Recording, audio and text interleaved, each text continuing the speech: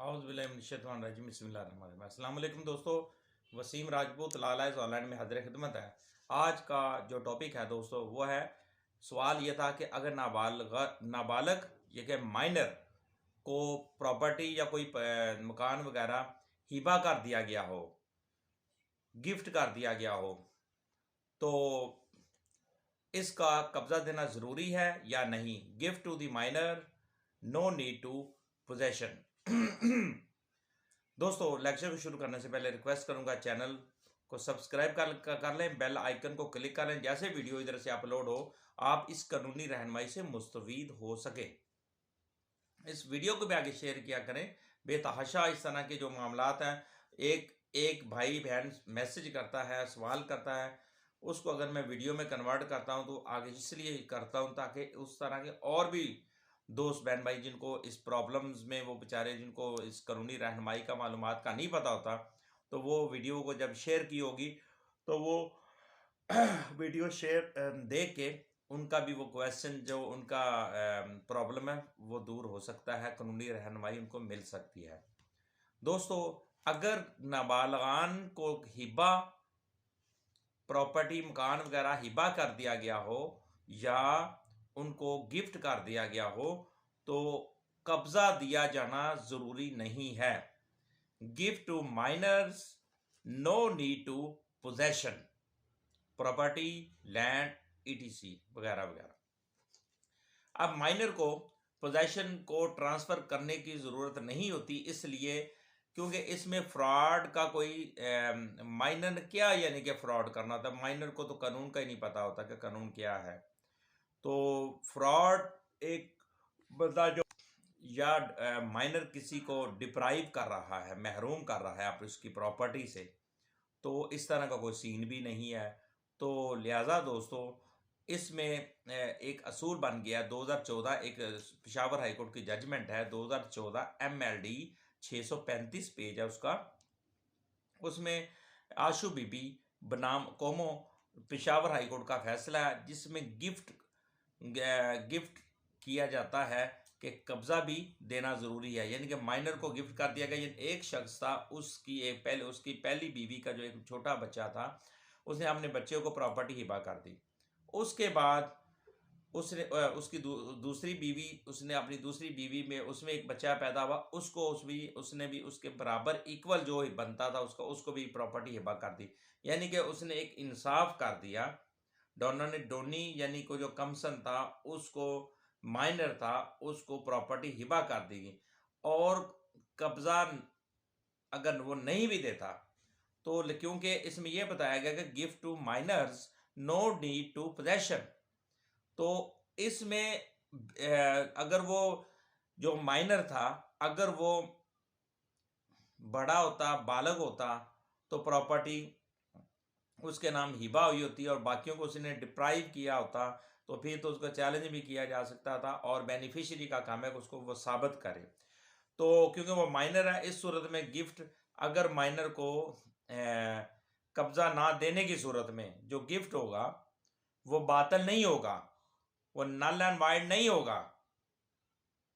वो उसमें मोस्टली ये होता है कि कब्जा देना इंतहाई अहम है, कब्जा देना जरूरी है। लेकिन वो बालग की सूरत में अगर कोई शख्स, आपने किसी एक बच्चे को या बेटी या बेटे को जो बालग हैं भी उनकी, तो उनको वो प्रॉपर्टी अगर वो हिबा करता है, बाकियों को वो डिप्राइव कर देता है, तो इस सूरत में वो जो प्रॉपर्टी है वो उसको चैलेंज किया जाएगा और वो बेनिफिशियरी का काम होगा उस प्रॉपर्टी को वो साबित करेगा कि वो उसको हिबा किया गया, कब्जा भी मिला था, डॉक्यूमेंट्स मिले थे, उसमें शिनाख्त कनीदा भी था या विटनेस थे, सभी सारा प्रोसीजर उसको करना। अब हिबा ज़बानी भी हो सकता है दोस्तों, इसी तरह। लेकिन अगर एक महफिल के अंदर हिबा कर दिया गया हो ज़बानी, एक मजमे के अंदर किया गया हो, तो वो अगर अवामन नास में या पब्लिक लार्ज में किसी मजमे में, किसी महफिल में अगर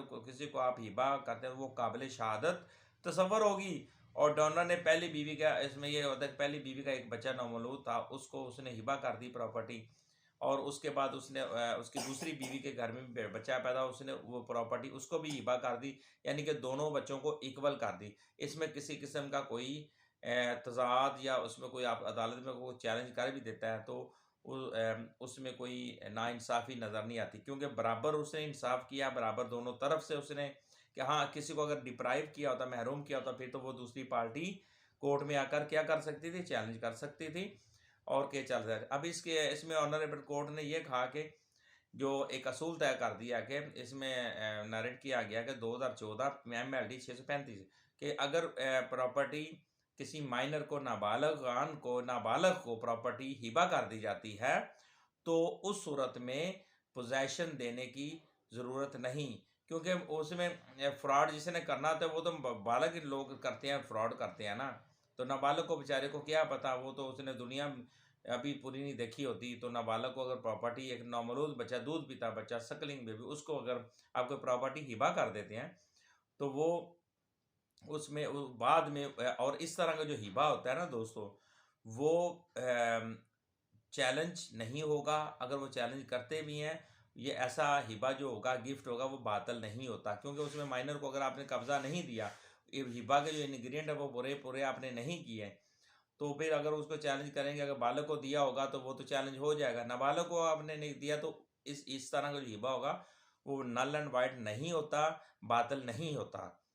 तो यही चीज़ है कि इसमें जो honourable court Peshawar high court का ये फैसला था, तो उन्होंने ये एक असूल तय कर दिया। तो दोस्तों हिबा में मोस्टली हमारे आपको पता है जो फ्रॉड करता है बंदा, फ्रॉड कौन करता है, वो जो बड़े लोग होते हैं, बालग लोग होते हैं, बड़े होते हैं, उन्होंने करना होता है पुरानी डेट्स में पीछे जाकर वो प्रॉपर्टी को हिबा कर। मोस्टली हिबा जो होता है, अगर कोई भी शख्स अपनी किसी बाकी वारसान को प्रॉपर्टी से वो महरूम करेगा, डिप्राइव करेगा, किसी एक के नाम प्रॉपर्टी करेगा, वो नल एंड वाइड है, वो बादल है, वो उसको वो कानूनी तौर पर, शरई तौर पर और हमारे कौन सी आईन पाकिस्तान के तहत वो गैर कानूनी या कालादम है। तो इस तरह का हिबा को आप चैलेंज भी कर सकते हैं। और उम्र एज का भी बताया गया, 85 साल में कि 180 साल से ऊपर होगा उसको भी आप चैलेंज कर सकते हैं। और इसी तरह बच्चे का जो बच्चे को, नाबालग को अगर आप हिबा करते हैं, आप उसमें पोजेशन नहीं देते, तो वो बच्चा जब बड़ा होकर वो अपनी प्रॉपर्टी जो उसके नाम हिबा हुई है तो वो उसको ले सकता है।